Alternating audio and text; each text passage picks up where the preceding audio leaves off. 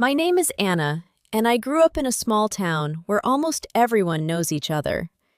The streets are quiet, the houses are simple, and life moves slowly. Every morning, people greet each other at the bakery, children ride their bicycles through the narrow roads, and the smell of fresh bread often fills the air. It is the kind of place where nothing seems to change very much. For many people, this town feels comfortable and safe, but for me, it sometimes felt a little too small for my dreams. I was 16 years old, and most people would describe me as a quiet girl. I wasn't the kind of person who spoke loudly in class or told exciting stories to groups of friends. Instead, I preferred peaceful moments alone, especially when I had my sketchbook in my hands.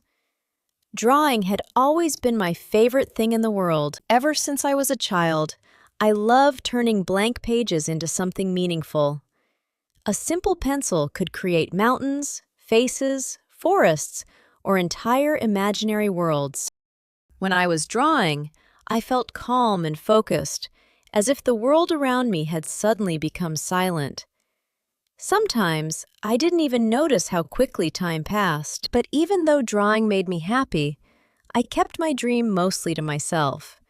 You see, I wanted to become an artist. Whenever I imagined the future, I pictured myself in a bright studio filled with paintings. Sunlight would come through the windows, colors would cover the walls, and I would spend my days creating art that made people feel something special. It was a beautiful dream, but it was also a dream I was afraid to say out loud.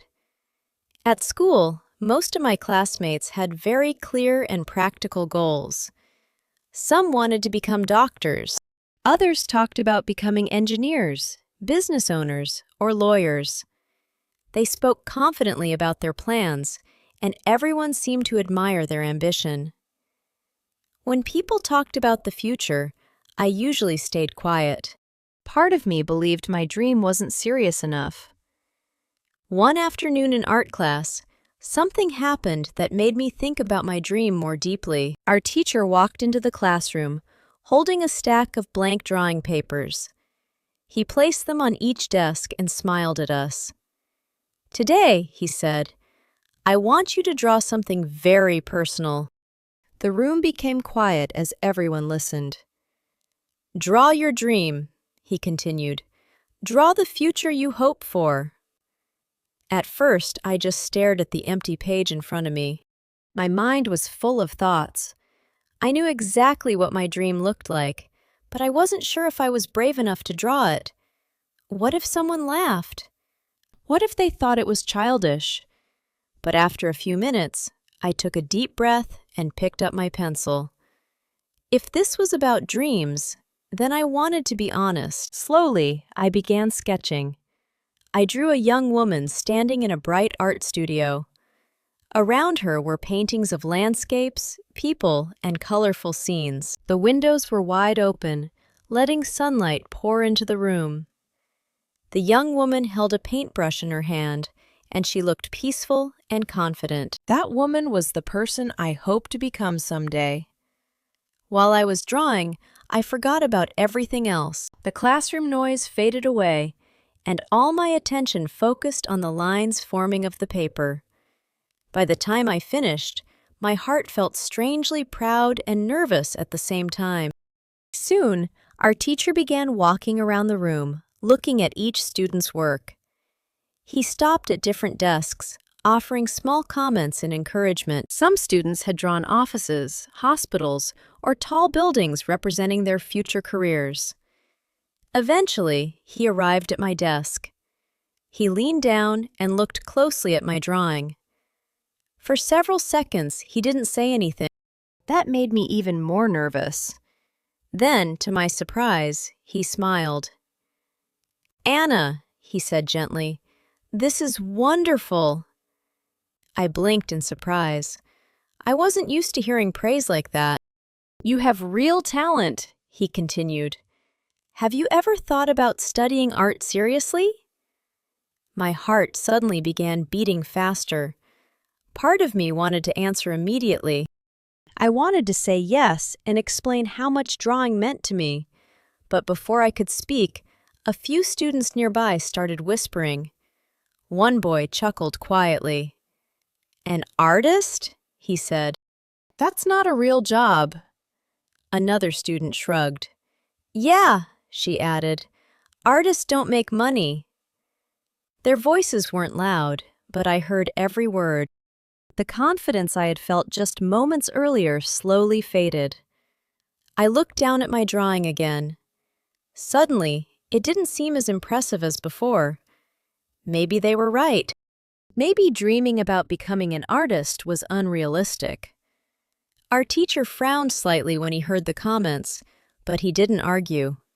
Instead, he gave me one more encouraging nod before moving to another desk. For the rest of the class, I couldn't stop thinking about what had happened. Later that evening, I sat at my desk in my bedroom. The sun was setting outside the window, painting the sky with soft orange and pink colors. My sketchbook was open in front of me. Page after page showed drawings I had made over the years, portraits, landscapes, animals, and scenes from my imagination. Looking at them felt like reading pieces of my own story. Just then, my mother knocked gently on my door before stepping inside. "Anna, dinner is ready," she said. When she noticed my sketchbook, she walked closer and began flipping through the pages. "You've been drawing again," she said with a warm smile. I nodded quietly. She studied several drawings carefully before looking back at me. "These are beautiful," she said sincerely. I hesitated before asking the question that had been in my mind all day. "Mom, do you really think someone like me could become an artist?" She didn't answer immediately. Instead, she sat beside me and looked at the drawings again. Then she said something that I will never forget. "Anna, the most important thing isn't whether other people believe in your dream." She gently placed her hand on my shoulder. "The most important thing is whether you believe in it." That night, after everyone else had gone to sleep, I sat quietly by my window. The town outside had become peaceful, and small stars filled the dark sky. I kept thinking about my mother's words. Maybe believing in myself would be the hardest challenge I would ever face. But as I picked up my pencil and turned to a fresh page in my sketchbook, I felt something small but powerful inside my heart. For the first time, I decided that maybe, just maybe, my dream deserved a chance. And that was the moment my journey truly began. After that evening, I tried to hold on to the small courage my mother had given me. I kept drawing every day, even when homework was heavy and school felt exhausting. My sketchbook slowly filled with new ideas. Faces of people I imagined, quiet streets from my town, and scenes from dreams that lived only in my mind. But believing in myself wasn't easy. Some days I felt confident, especially when I was alone with my art. But other days, the voices of doubt returned. I remembered the students in my class laughing about artists and saying that art wasn't a real career. Their words stayed in my thoughts longer than I wanted. Still, I continued drawing. A few weeks later, something unexpected happened at school. One morning, our principal made an announcement over the loudspeaker. His voice echoed through the classrooms. "Attention students," he said. "This year, our school will participate in the National Young Artist Competition. Any student who wishes to enter may submit one original artwork." The classroom immediately filled with excited whispers. Some students looked interested. Others didn't seem to care at all. For most of them, it was just another optional activity. But for me, it felt different. My heart started beating faster. A national competition meant that students from many schools would participate. Professional artists and teachers would judge the artwork. It was a big opportunity, and for the first time, I wondered if I should try. For the rest of the day, I couldn't focus on anything else. The idea kept returning to my mind. What if I entered the competition? The thought was both exciting and terrifying. After school, I walked home slowly, thinking about it. The sky was gray that afternoon, and a cool wind moved through the quiet streets. My backpack felt heavier than usual, as if it carried all my worries inside. When I reached home, I went straight to my room and opened my sketchbook. Page after page showed drawings I had worked hard on. But suddenly, instead of feeling proud, I started noticing all the mistakes. A line that wasn't perfect, a shadow that looked wrong, a face that didn't feel realistic enough. My confidence began to fade. How could I compete with talented students from all over the country? Maybe my drawings were only good for a small town like mine. Maybe they weren't good enough for the real world. That evening, I didn't draw at all. I just sat quietly at my desk, staring at my sketchbook without touching it. My mother noticed something was wrong. She knocked softly on my door and came inside. "You seem quiet today," she said gently. I sighed and told her about the art competition at school. "Everyone can enter," I explained, "but I don't think I should." She looked at me with curiosity. "Why not?" I hesitated before answering. "What if my work isn't good enough?" I said quietly. "What if everyone sees it and realizes I'm not really talented?" My mother didn't respond immediately. Instead, she walked to the window and looked outside for a moment. Then she turned back to me. "Anna," she said calmly, "do you remember when you first learned to ride a bicycle?" I nodded. "You fell many times," she continued, "but did that stop you from trying again?" "No," I admitted. "Why not?" "Because I wanted to learn." She smiled slightly. "Exactly. Every dream works the same way. You fall, you doubt yourself, and sometimes you even feel afraid. But the only way to grow is to keep moving forward." Her words were simple, but they touched something deep inside me. She walked over to my desk and gently closed my sketchbook. "You don't have to win the competition," she said. "You only have to be brave enough to try." That night, I thought about her words for a long time. Trying. Maybe that was the real challenge. The next day at school, our art teacher reminded the class about the competition. "Remember," he said, "you have 2 weeks to submit your artwork.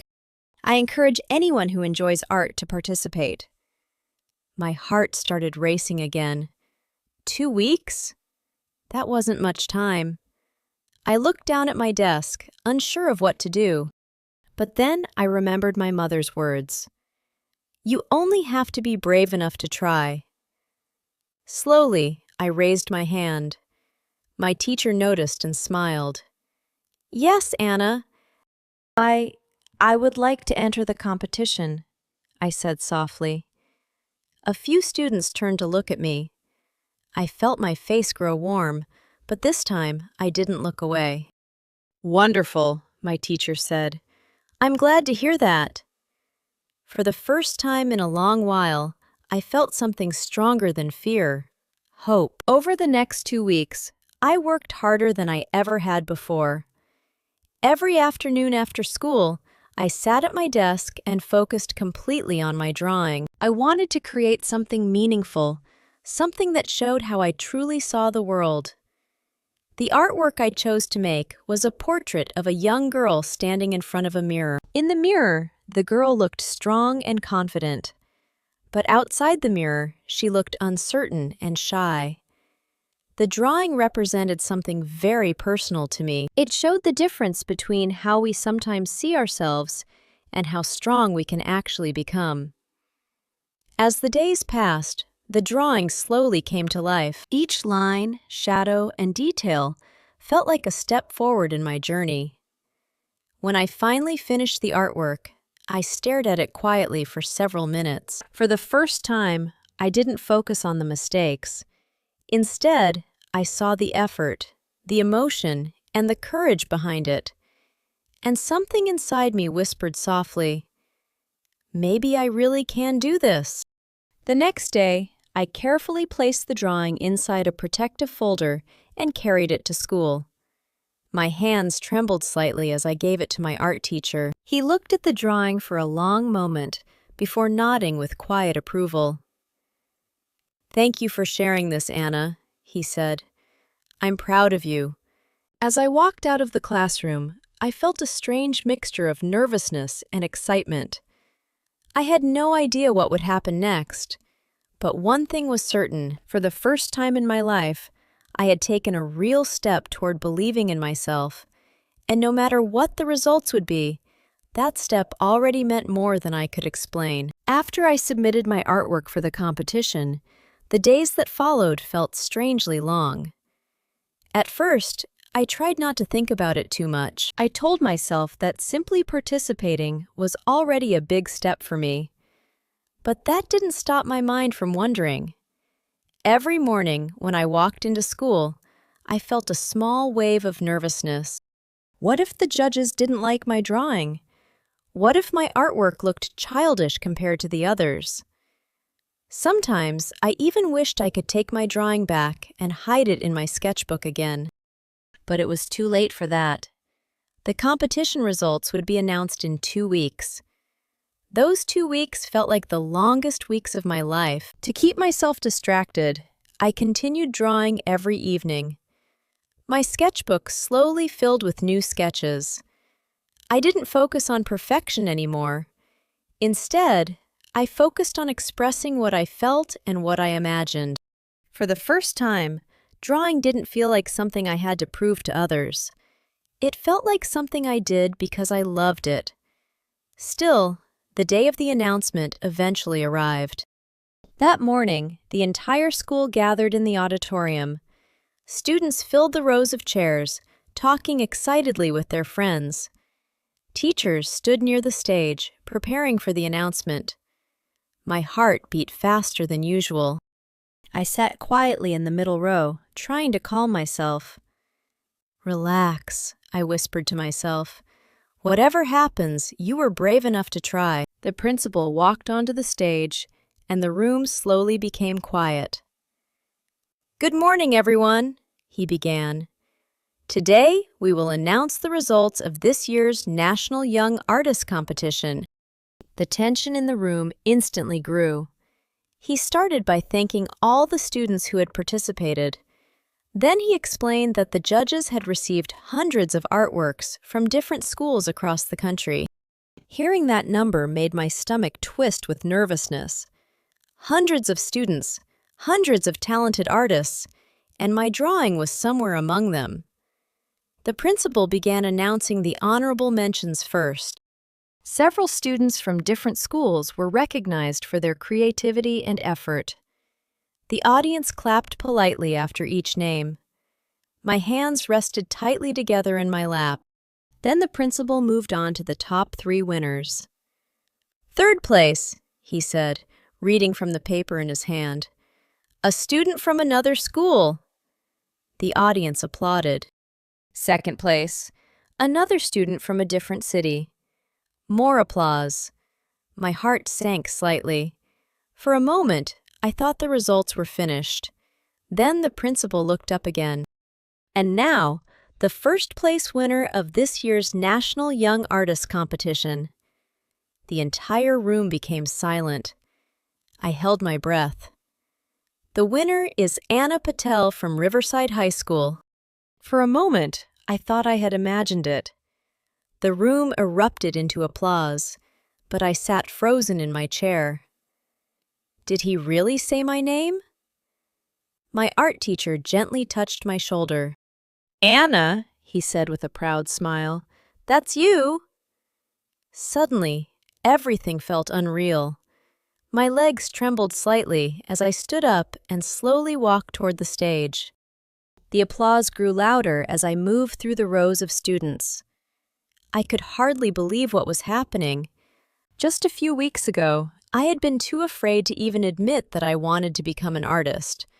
And now, I was standing on stage, holding a certificate and a small golden medal. The principal shook my hand and smiled warmly.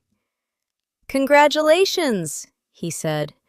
"Your artwork deeply impressed the judges." The bright lights of the auditorium made it hard to see the audience clearly, but I knew my classmates and teachers were watching. Some of the same students who had once laughed about artists were now clapping along with everyone else. But strangely, their opinions didn't matter as much as I once thought they did. What mattered most was something else. As I stood there holding the award, I realized something important. The biggest victory wasn't winning the competition. The biggest victory was the moment I decided to believe in myself. Later that evening, I returned home with the certificate in my hands. My mother was waiting in the living room. When she saw the medal around my neck, her eyes widened with surprise and joy. "Anna, you did it!" she exclaimed. I smiled and hugged her tightly. "Thank you," I said softly. "For what?" she asked. "For helping me believe in myself." She laughed gently. "No," she said. "You believed in yourself. I only reminded you that you could." That night, I sat by my bedroom window once again, the same place where I had once doubted my dream. The town outside was quiet, just like always, but something inside me had changed. I understood now that believing in yourself doesn't mean you will never feel afraid. It means you keep moving forward, even when fear tries to stop you. My dream of becoming an artist was still a long journey, but now I knew one thing for sure. I was strong enough to follow it, and for the first time, I truly believed in the girl I was becoming. Moral of the story: sometimes the hardest person to convince is yourself. But when you learn to believe in your own abilities, you open the door to possibilities you never imagined. Confidence doesn't appear overnight.